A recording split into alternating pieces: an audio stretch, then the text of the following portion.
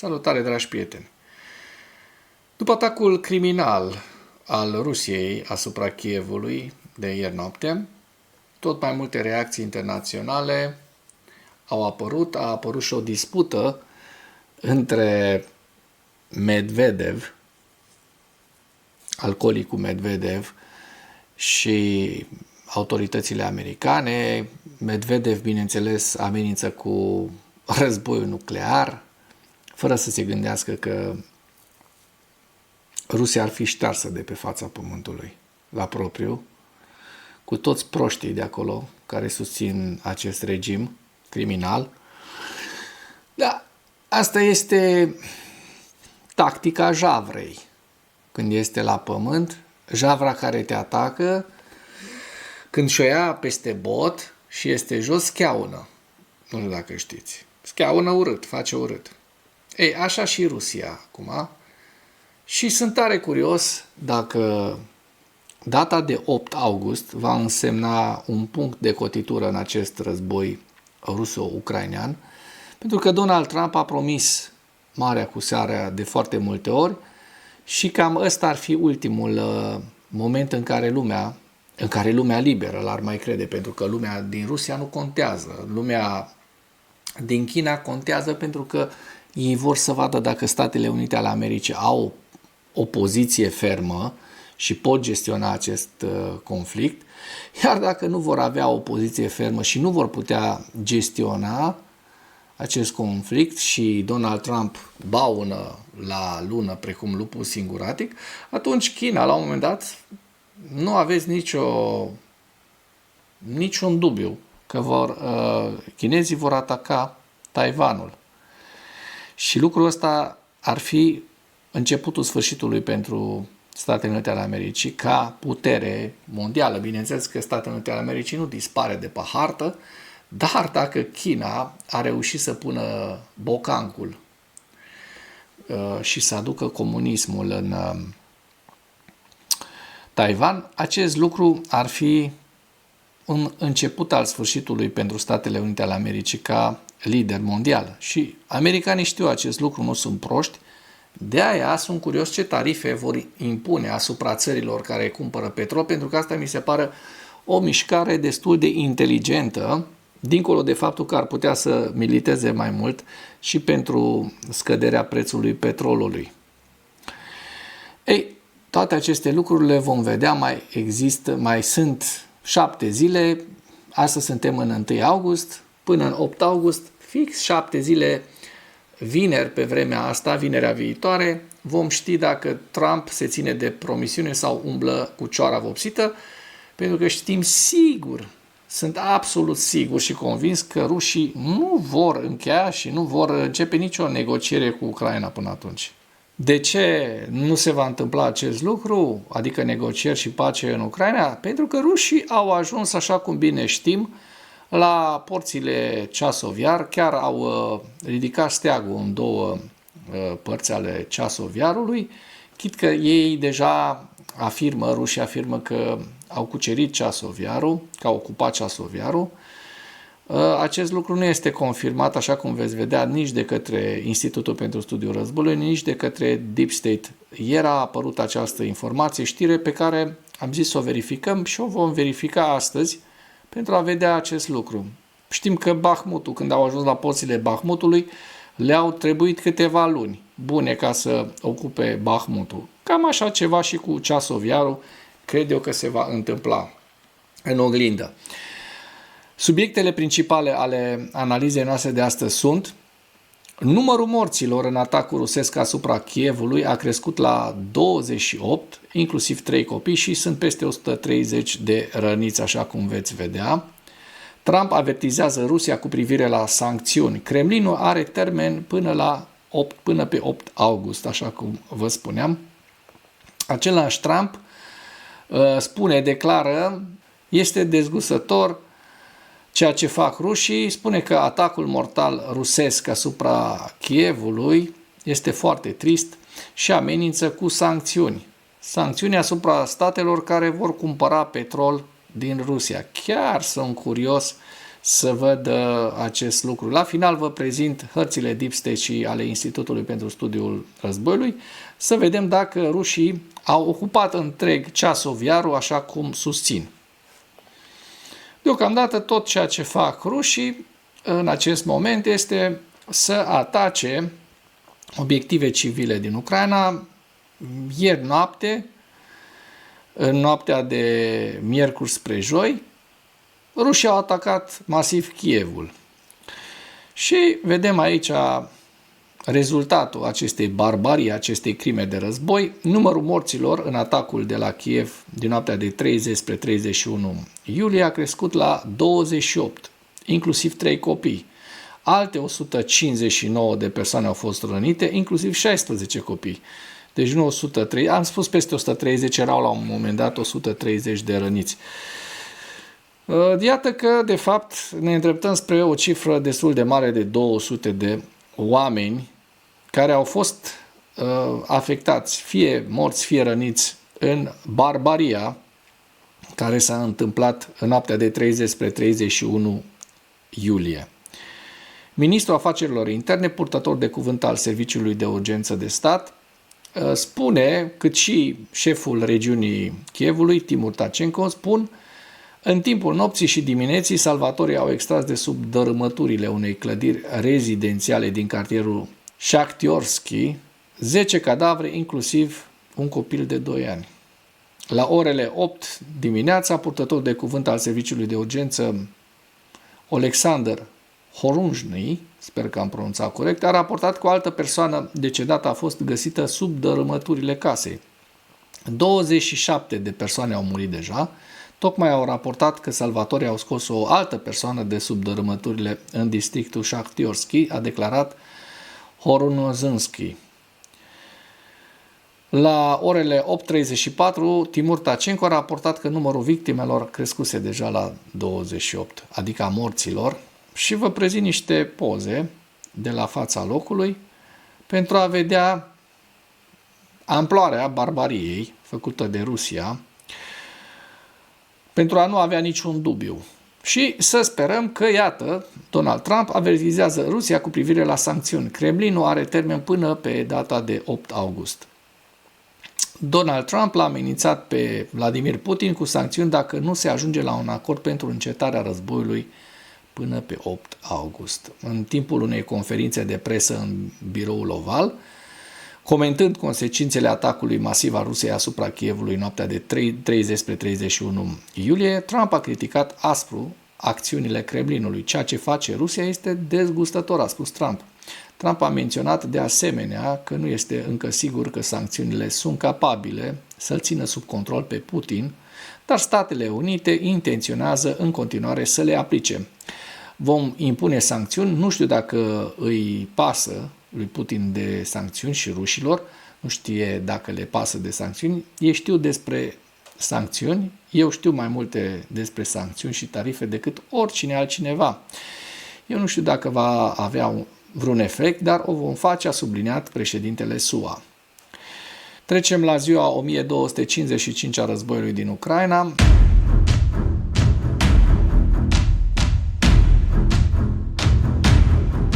Rușii au pierdut în ultimele 24 de ore, la data de 1 august 2025, 940 de militari, un tank, 2 vehicule blindate de luptă, 33 de piese de artilerie, iar lista cu pierderile rusești, atât de la începutul invaziei, în prima coloană, cât și în paranteză, o găsiți în această imagine.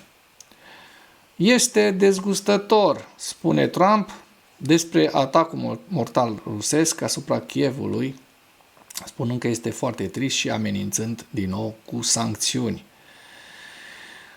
Ceea ce mi se pare foarte important de spus din acest articol al celor de la Kyiv Independent, Trump spune că Steve Witkoff, trimisul său special pentru Orientul Mijlociu, va efectua o nouă vizită în Rusia după actuala sa călătorie în Israel. Nu a specificat datele sau agenda vizitei, dar, așa cum știm, acest anunț a venit după atacul Rusiei soldat cu 28 de morți, iată, nu 27 câți erau la începutul, în momentul în care s-a scris acest articol, și cu puțin peste o săptămână înainte de noul termen limită stabilit de Trump pe data de 8 august. Între timp s-a făcut chiar o săptămână. Încă un lucru interesant, un diplomat american de rang înalt, John Kelly, a declarat pe 31 iulie Consiliului de Securitate al Națiunilor Unite că Casa Albă dorește un acord pentru a pune capăt războiului Rusiei împotriva Ucrainei până pe 8 august. Cu câteva zile mai devreme, Trump a avertizat că tarifele vamale impuse Moscovei vor intra în vigoare în termen de 10 zile. Este foarte curios ce se va întâmpla și acum vreau să trecem la hărțile Deep State să vedem dacă au existat avansurile despre care se spune că au existat în ceasul iar. Vedem că deocamdată sunt prezentate hărțile 29-30 iulie, deci s-ar putea să nu existe încă avansul în ceasul iar.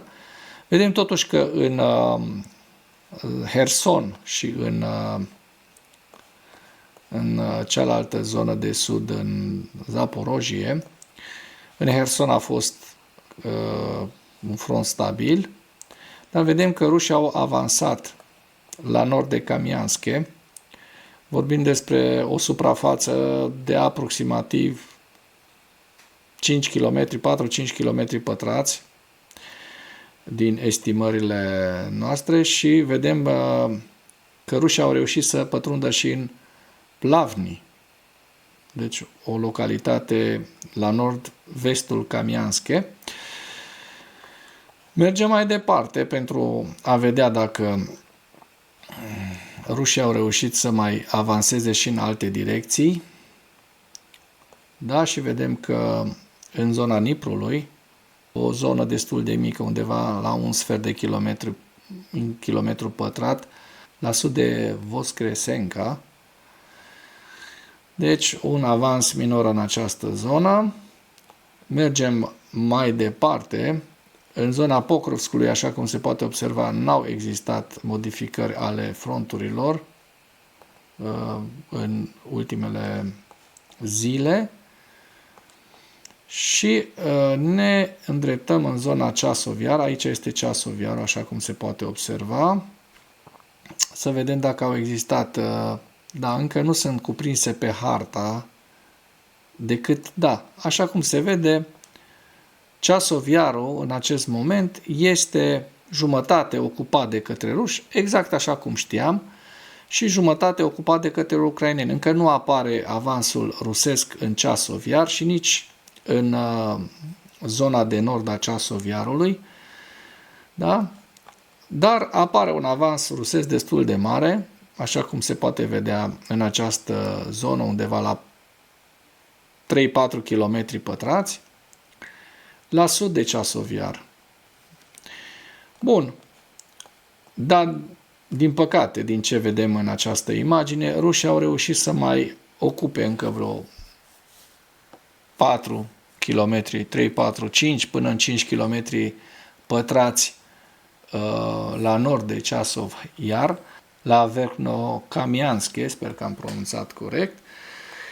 Iar dacă ne îndreptăm atenția mai spre nord, către Liman și Kupiansk, vedem că fronturile sunt stabile, de asemenea și Vovceanscu este stabil. Așa cum vă spuneam, din păcate încă nu avem hărțile actualizate la zi, măcar pe data de 31 dacă ar fi fost. Și vedem, ne mulțumim cu ceea ce avem în acest moment. Dacă apar între timp hărțile, o să vă introduc un slide dacă au existat avansuri rusești în Ceasov Iar, adică să fie ocupat întregul Ceasov Iar. Vedem că rușii nu au avansat nici în regiunea Sumă în ultimele zile și trecem să dăm un loc și la campania ofensivă rusească la data de 31 iulie în viziunea analiștilor Institutului pentru Studiul Războiului. Dacă până în acest moment ai găsit informații utile în material, contribuie cu un like și cu o distribuire a acestui videoclip pentru a ajunge la cât mai multă lume. Ministerul Apărării rus a susținut pe data de 31 iulie că forțele ruse au finalizat ocuparea orașului Chasov Yar, deși imaginile geolocalizate disponibile nu susțin afirmațiile conform cărora forțele ruse au avansat încă până la granița administrativă vestică a orașului. Imaginile geolocalizate, publicate pe 31 iulie, arată că forțele ruse au ridicat recent steaguri în vestul și sudul orașului Chasov Yar și indică faptul că forțele ruse au ocupat probabil cea mai mare parte a așezării. Ministerul Rus al Apărării și numeroși blogeri ruși au atribuit elementelor diviziei 98 aeroportate, inclusiv regimentului 299 VDV, ocuparea orașului Chasov Yar. Avansurile tactice rusești spre vest în Chasov Yar nu constituie însă o evoluție semnificativă din punct de vedere operațional în această zonă, deoarece forțele ruse au ocupat cea mai mare parte a nordului și a centrului orașului Chasov Yar.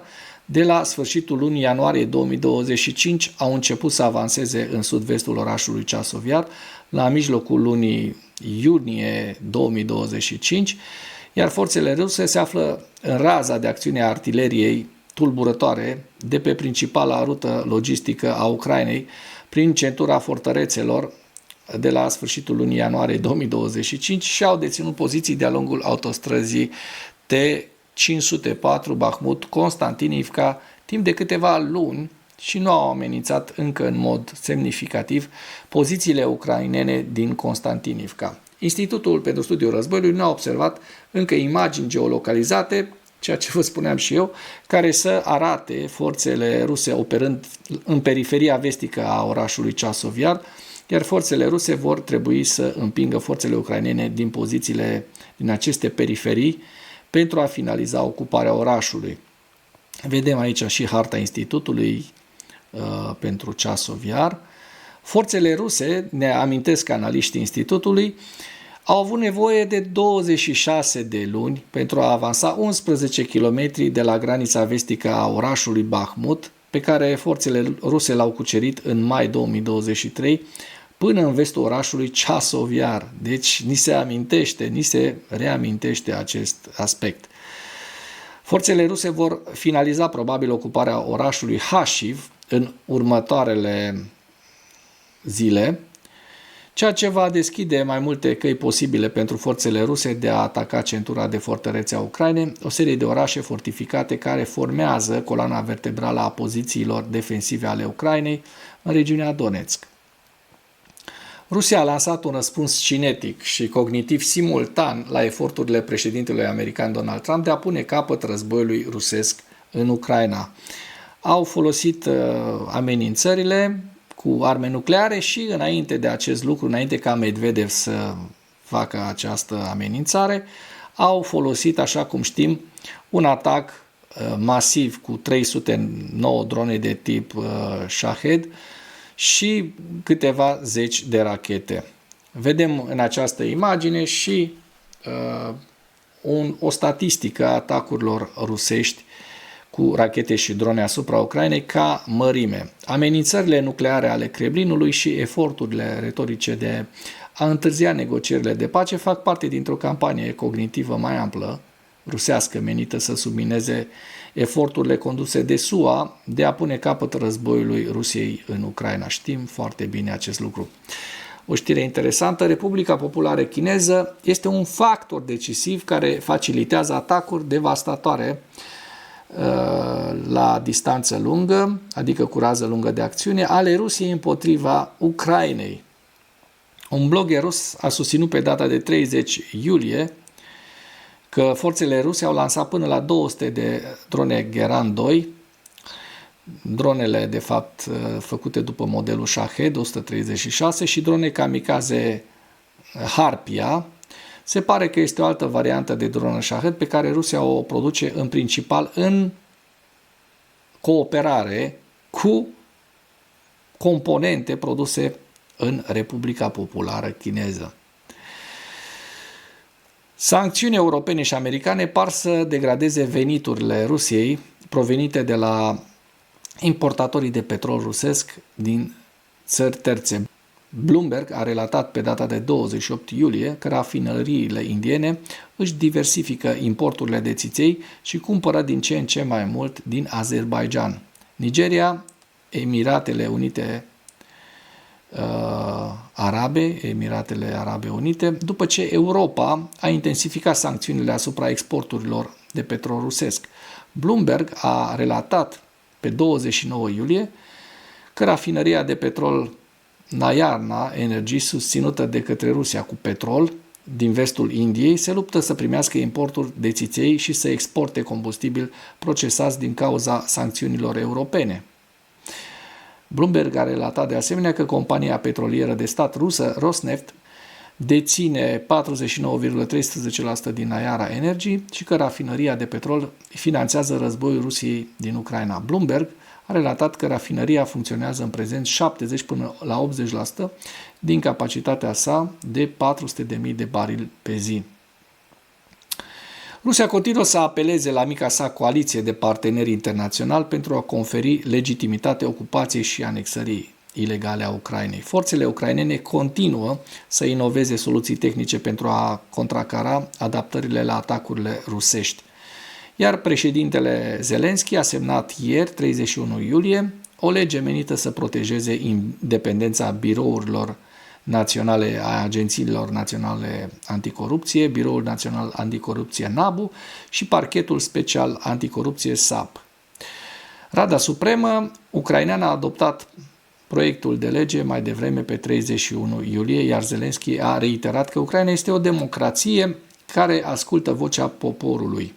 Zelenski a depus proiectul de lege ca răspuns la reacția publică negativă împotriva unei legi care subordonează NABU și SAP procurorului general al Ucrainei, lege semnată de Zelenski cu o săptămână și un pic mai devreme, pe 22 iulie. La final vă prezint hărțile institutului și vedem în această imagine Sumă, Harkov, Svatove Kremina, Lugansk, Siversk, Chasov Yar, sud-vestul Toretskului, Pokrovsk, Donetsk, Velikomiailivka, Zaporojie și Herson. Și cu acest ultim detaliu închei materialul nostru de astăzi cu îndemnul: dacă ați găsit informații utile în acest videoclip, să nu ezitați să-l distribuiți pentru a ajunge la cât mai multă lume. Mulțumesc mult!